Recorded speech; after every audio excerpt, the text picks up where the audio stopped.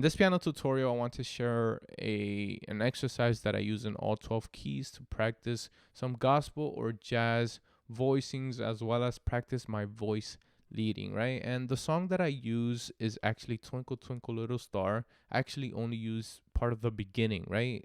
If we're in C major, the part that we'll be using is this part, right?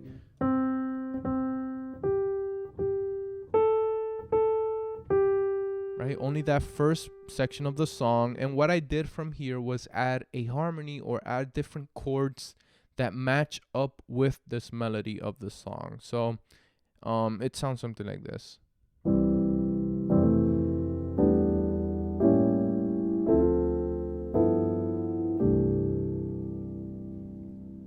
Right, so as you could hear, the melody still stood out even though I was using different chords with each melody note. So the good thing about this exercise is that once we learn it in every key, we'll get used to different hand positions or different voicings for these chords that might be a little bit difficult to memorize in a different way, right? So I started off with the C major chord, still maintaining the melody up top, and then immediately I went into an F major 7 chord, right? Still maintaining the C up top. And the reason why this chord still works is because F major has C as part of its chord, right? So I could have simply kept it as an F major, but to give it some variety, I made it an F major 7 chord, okay? And I also included this grace note going from the G to the A, right? To give it some movement, okay? So twinkle. Now the next chord or the next melody note is going to be a G. And the chord that I decided to use was an E minor 11. But in reality, you can actually just use any chord or any voicing that includes this G as part of the chord, right? Technically, you can even go to an E flat, right? Or an A flat, right? Twinkle, twinkle, right? It still works out, but I try to stay as true or as close to the original harmony so that it all sounds good. And something that you'll notice is that my chords are actually going up most of the time by a fourth, okay? So C, F major 7, G minor 11, right? And a good way to memorize this voicing is by thinking I'm playing a 5 chord. You can either keep it as a 5 chord or add a second, right? And add 2. And then all of this over a 2 chord, okay? Or a 3 chord, sorry. Or a 3 octave. So 1, 4, 3. And then I went to the 6 chord, which is an A, and I played it in this voicing, right? An A7 flat 9. Now for this chord, a good way to memorize this voicing, right? Once we're moving it to other keys is I play the 6th with the minor 7th, and then from the minor 7th, I just go up by 3 half steps, right? So 1, 2, 3, 1, 2, 3. Right? So I get this voicing.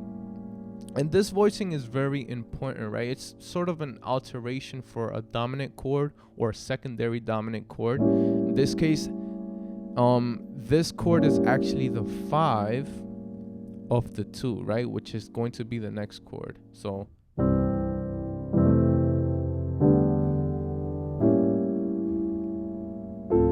right? And this is my 2 chord.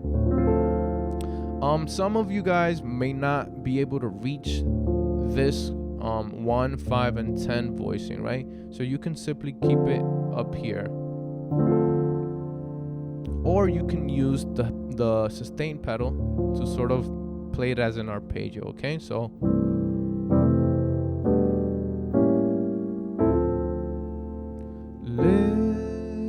and And something that you're going to notice with these last 4 chords is that I'm playing a 6-2-5-1 progression, right? So I went from the 6 to the 2, and then the next chord is going to be a 5.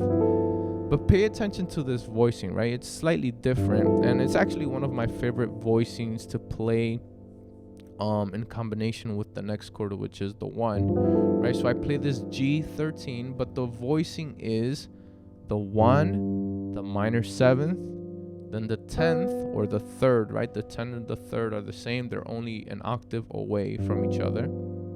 So this B, which is the 10th, then this E, which is the 13th, right? And the 13th is the same as the 6th. It's only an octave higher. And then the last note is going to be this A, which is the 9th, okay?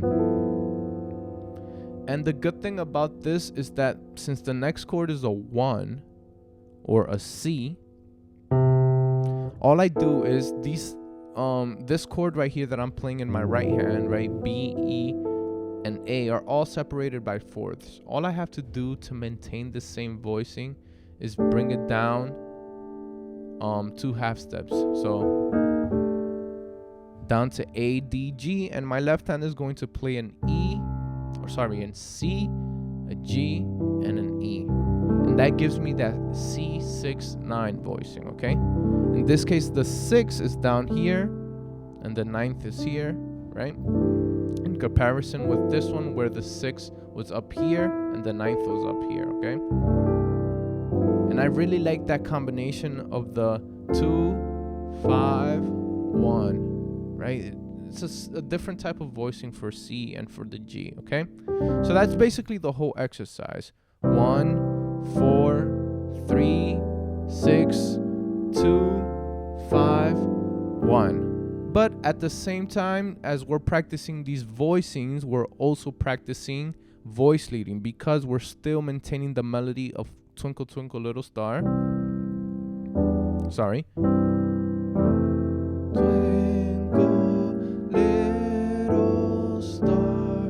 Right? And the good thing about this exercise is that you can actually continue the whole song experimenting with different chords, right? For example, let's say we were continuing this melody. You can experiment with the chords, right? You can go, for example, to a 2 chord, then a 5 chord, or a 5 sus chord, right? Then you can do a 3, then a 2, then a 6, then a 2 chord, then a 5, 1. But there's a bunch of possibilities that you can do. For example,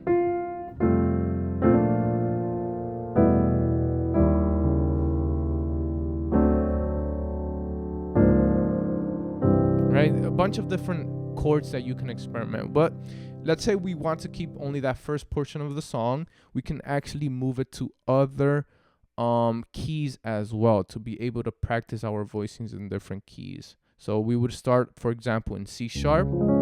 I actually like going up chromatically. So I'll start in C, then C sharp, then D, D sharp.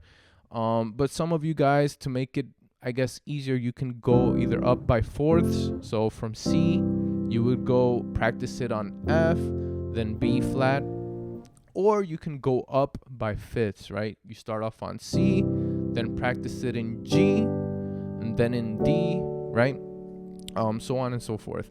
But right now, what I want to do is play in all the keys, the same exercise. That way you have a foundation of where to basically where to get the chords from. And I'll also include a MIDI file in the description, okay?